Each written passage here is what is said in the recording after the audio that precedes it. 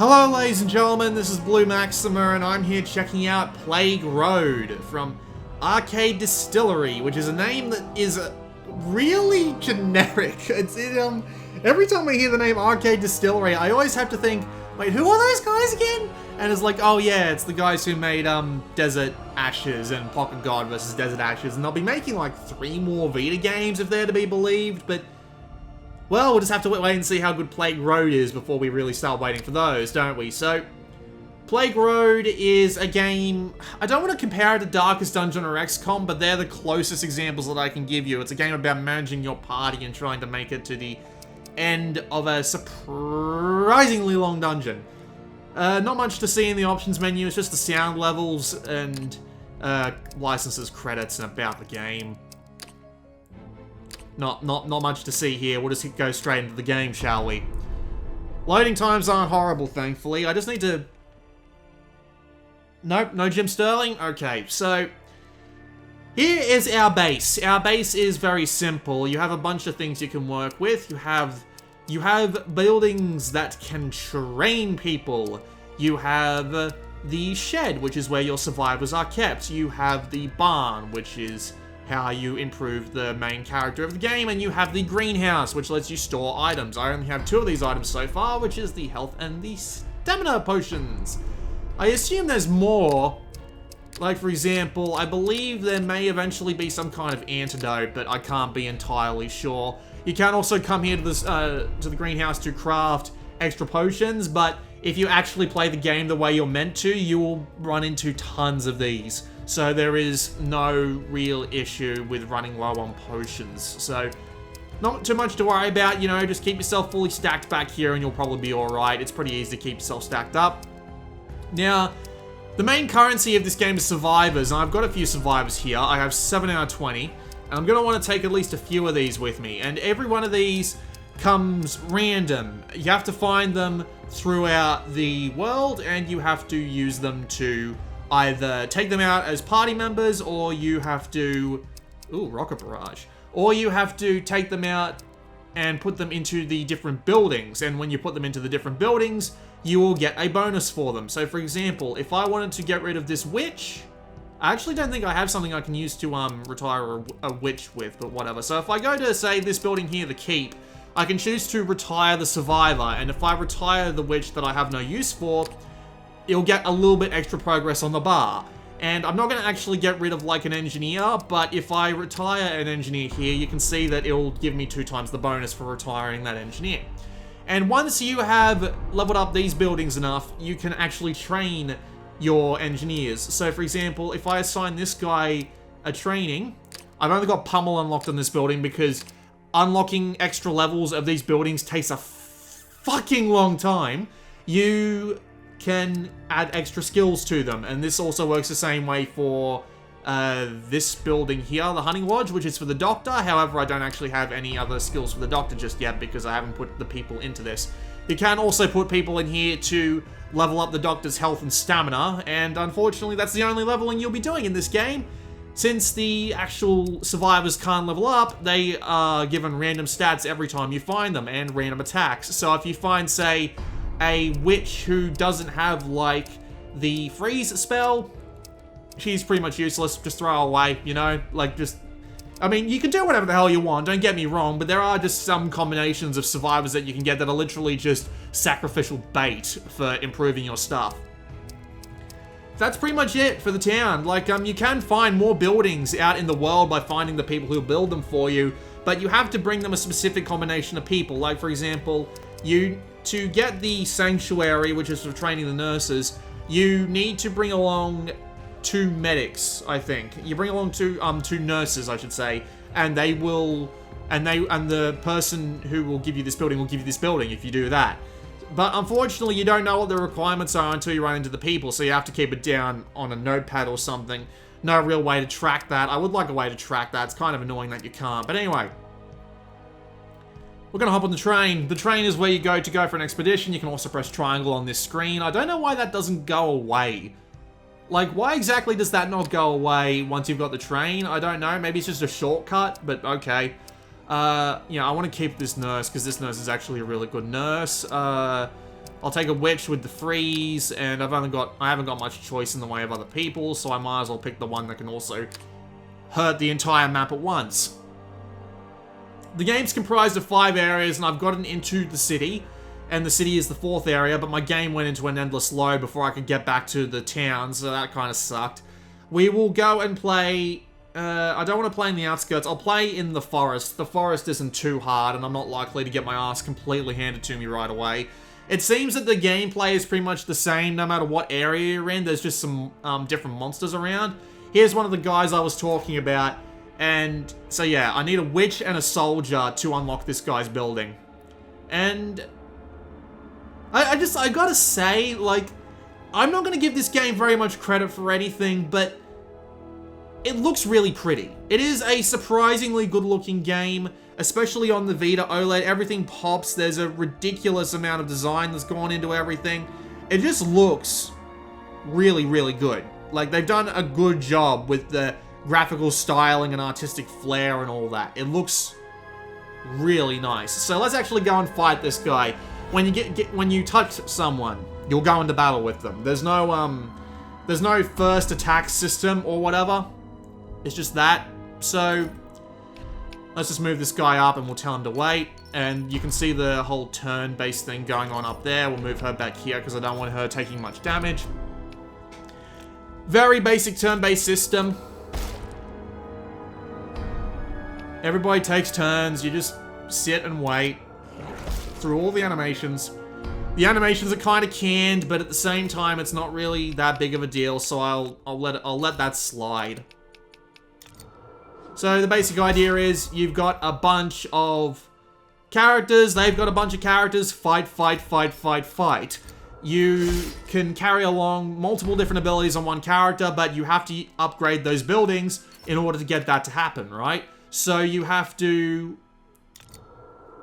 be constantly going through these areas looking for new people to upgrade your survivors, because most of your survivors only start with 1 attack.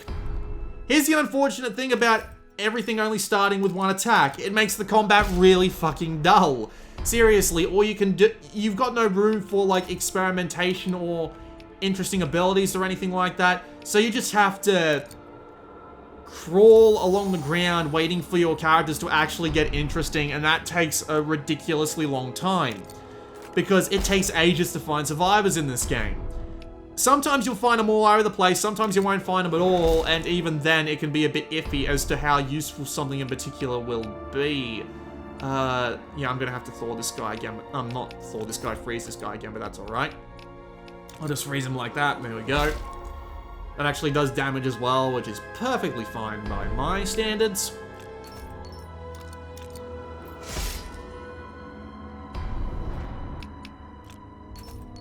The combat doesn't really have any sort of strategy going on with it either, which is just kind of annoying because, again, you guys don't level up, and with the only way to get any sort of... I'm going to wait to use that because I do not want to be using that right now. The only sort of real improvement that you have is dumping lower-end survivors for higher-end survivors, and it just kind of sucks because it means that your progression in this game is almost entirely luck-based. The levels are procedurally generated, so you just have to wander around them and hope that you find any sort of improvement on your characters, whether it be a survivor to upgrade the buildings, or whether it be a what's the word I'm looking for? I'm sorry, I've completely lost my train of thought. Yeah, whether it be a good survivor or a survivor that you can use as sacrificial bait. And one of the main problems with this whole thing about the whole grind is that, yeah, look at that. I can't even open the chest again because my inventory was full when I took what's inside. The only thing I've seen inside those crates is potions, so it's... yeah, I don't know why they insisted on that being a thing. Alright, here we go again. Straight into another fight, and I'm going to rocket barrage this time because I can't be bothered waiting. Oh shit, that only hits one guy at a time. Alright, I was not expecting that to be a drawback to that attack, but you should be able to use that again, and I can use it to take down that golem. But Yeah, I was just assuming that it was another type of, what's the word? I was assuming that it was another type of full screen attack, because there's been 2 of those like that already, both on engineers. So I probably should have guessed that there wouldn't be 2 engineers. There wouldn't be 2 engineer map-wide attacks, but I'm an idiot, so that's just how things go with me. So, as I was saying, the problem with this game's combat is that it's pretty slow, which, I mean, it's not as slow as a game like Super Robot Wars, or, it's not as slow as Super Robot Wars, it's not as slow as SD Gundam G Generation Genesis. It's not even close to as slow as games like that. But with the lack of just combat diversity, you've got absolutely nothing to work with here. So it just makes things really uninteresting.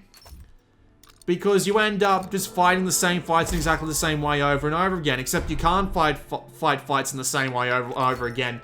Not entirely reliably anyway. And you want to know why?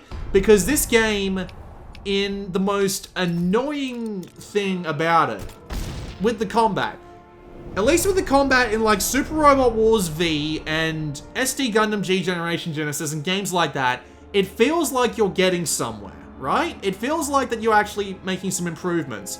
Your guys will level up. You'll get, yeah, that's how you get a survivor, by the way. Your guys will level up. You'll get... God, there's a lot of survivors here. What the fuck? This doesn't happen very often. Your guys will level up. You'll get extra stats on them. You might find, like, items in the world. You might have, like, extra challenges to do that keeps the combat interesting.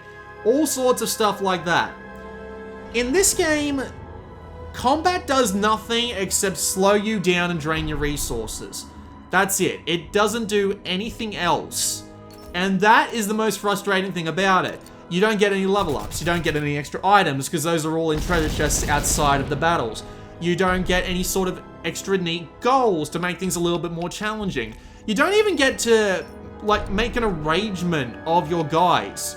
Like, you can't do, like, a formation to come into battle with to have, like, the most optimal setup for getting a, You don't even get to have the most optimal setup for having a battle, because your guys will be put in an entirely random position. And if you have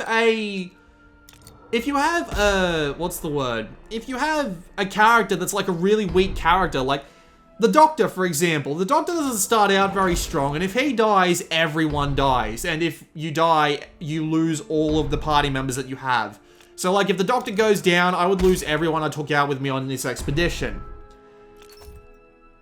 So, if he gets down to really low health and you don't have any health potions, and you're basically just trying to make a run for the nearest fast travel sign, which is literally just a train sign in the middle of nowhere, which is a little odd. If you're trying to make a run for it and you're forced into a battle, which is entirely possible, because you saw how much I was trying to run away from the... You saw how much I was trying to run away from the guys that were wanting to do a battle with me. Eventually, you will get forced into a battle, though. It does happen. There's no way of stopping it most of the time. If you do eventually get forced into a battle,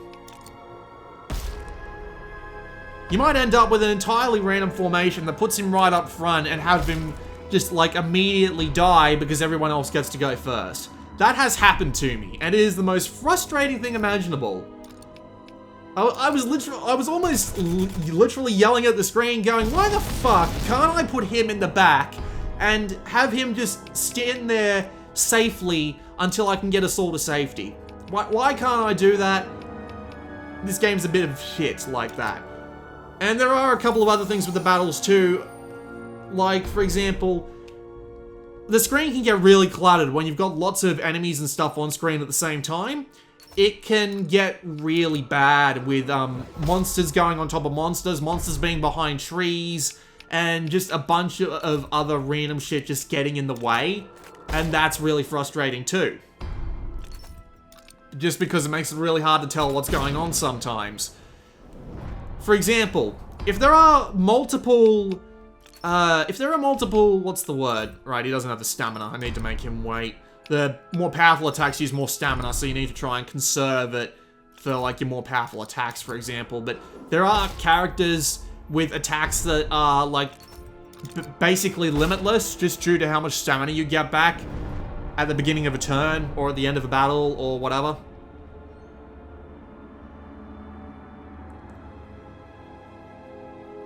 But yeah, if there are, like, say, more than 2 wolves or 2 of the same type of enemy on the field, the only way to tell what one you're hitting in, like, the turn order is to determine which one you're going to hit via its HP level, and you can't even see the HP level of some. So, like, for the most part, this isn't as big of a problem as I'm making out, but it's still really annoying because there's a few times where you might just end up hitting the wrong one and you might end up losing some health that you wouldn't have lost if you could tell that the certain one you were trying to hit was the one that was the one that you wanted to get rid of. There's a couple of situations like that and it's kind of annoying.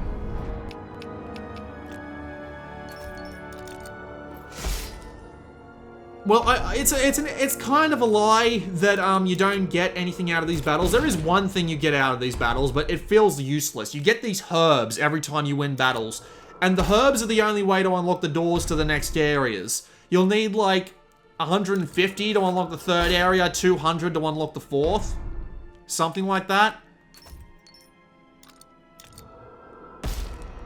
And that's it pretty much. Like you can also use, like, 1 herb to brew potions. And I've literally got 250. Again, there might be, like, an antidote consumable item, because they do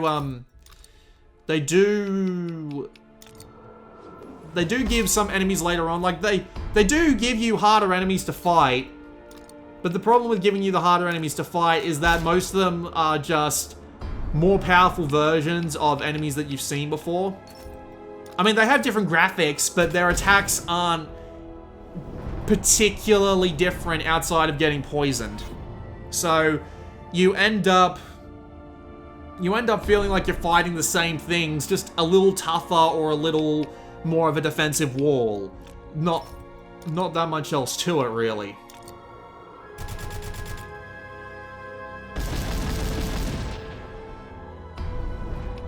I know I could have saved myself a bit of damage there, but I wanted to get rid of the Scarecrow. The Scarecrow is probably going to be the biggest problem out of the whole thing. I'll have the nurse back here. So even with, like, new monsters and stuff later on, the game just gets dreadfully boring. And considering that the game is a grind for getting all your buildings built up and having it be, the game's just a grind for getting all your buildings built up and having it so that you can actually get your party members well geared up enough in order to take on the later areas, it just gets really dull. And since there's no leveling up, and the only way you can learn new attacks and stuff is via actually doing all the grinding and stuff, it just feels like the same game even when you're on a really late area. Like, I was playing in the city and it felt no different to the very first area of the outskirts. Sorry, not the city, the outskirts.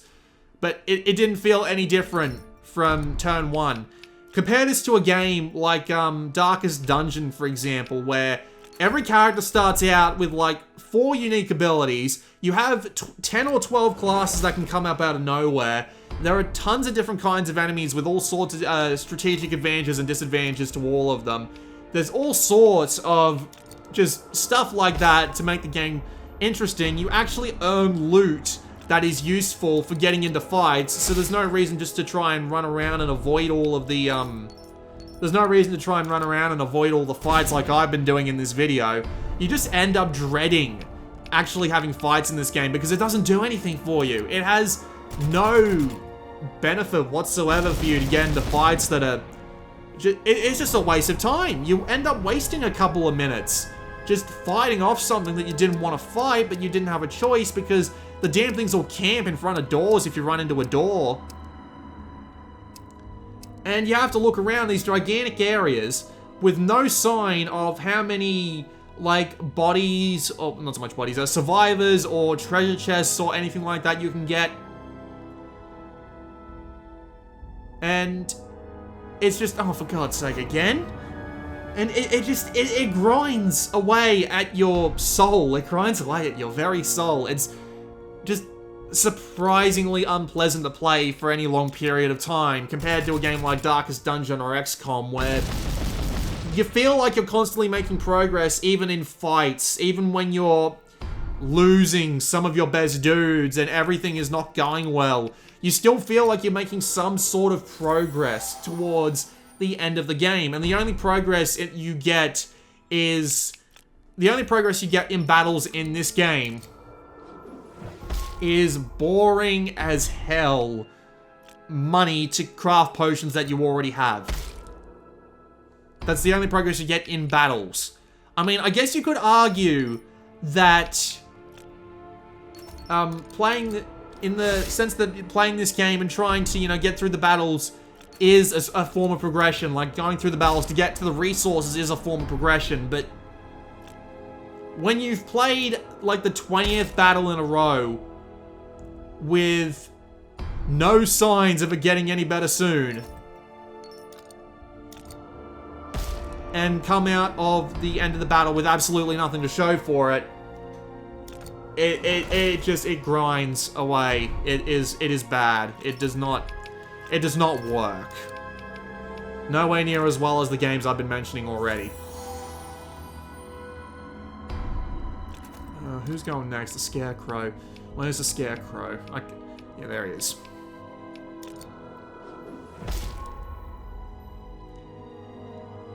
This is combined with a few other things. Now, I have said that I really like the graphics, and I still agree with that. And I do like the music as well. Notably, there was a bug that I had to play through most of the game on where the music was, like, not compressed properly. But I'm pretty sure they've already fixed it. Like, I have been playing this with the patch on, so the music should be sounding absolutely fine. I wouldn't know, but I like to keep my headphones off because I can't... It's not like I like listening to myself talk, but sometimes I can't focus if I can't hear the sound of my own voice. It's a bit weird, I know. Leave me alone. I know I'm a weirdo, I always have been.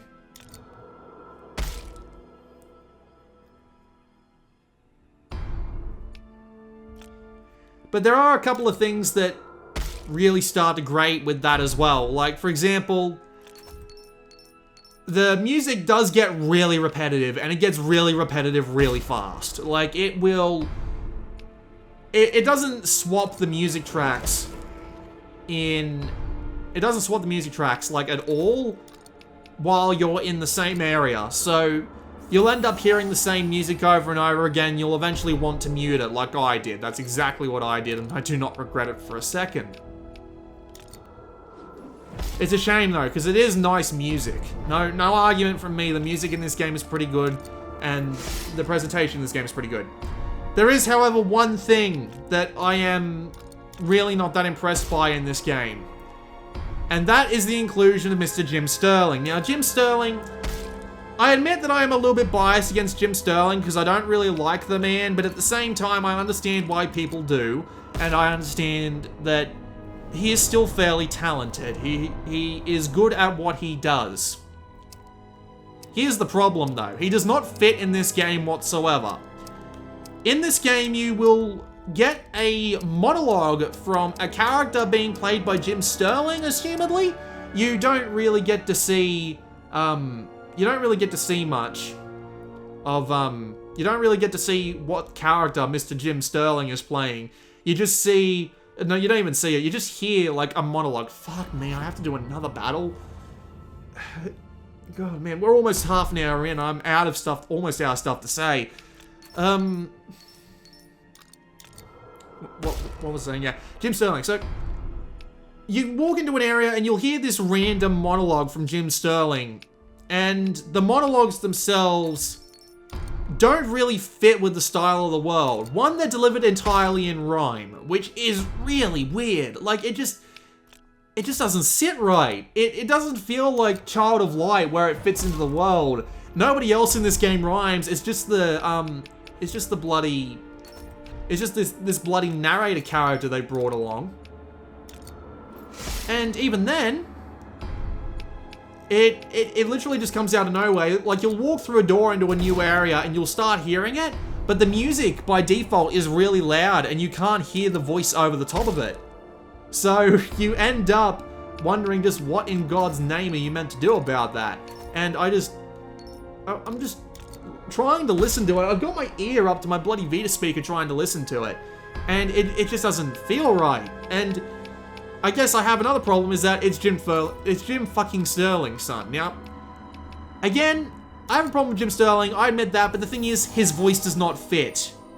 His voice just does not fit this game overall. I find him to be the complete wrong choice for voice casting, because it does not sound like... He does not sound like a character that would be in Plague Road. It's not what I imagine when I hear someone from Plague Road. I would expect someone more along the lines of Ron Perlman, right?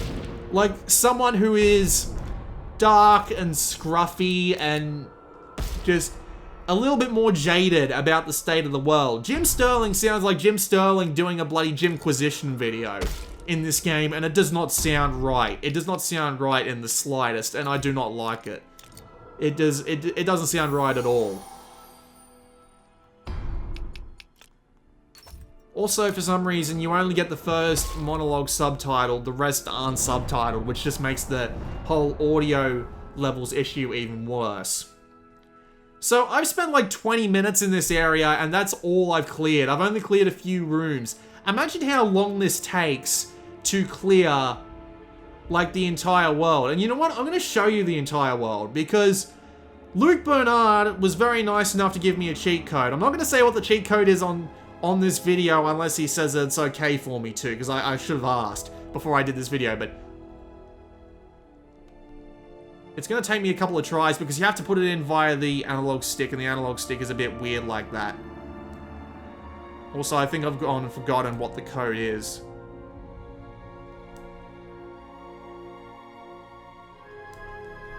Ah, god damn it.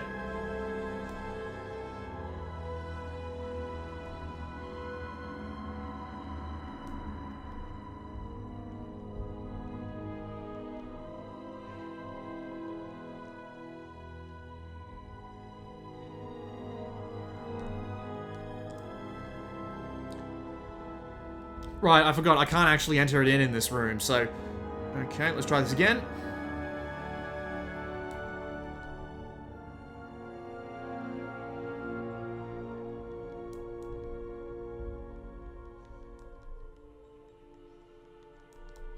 There we go. So, I've just unveiled the entire map via this code, and this is what the entire map looks like.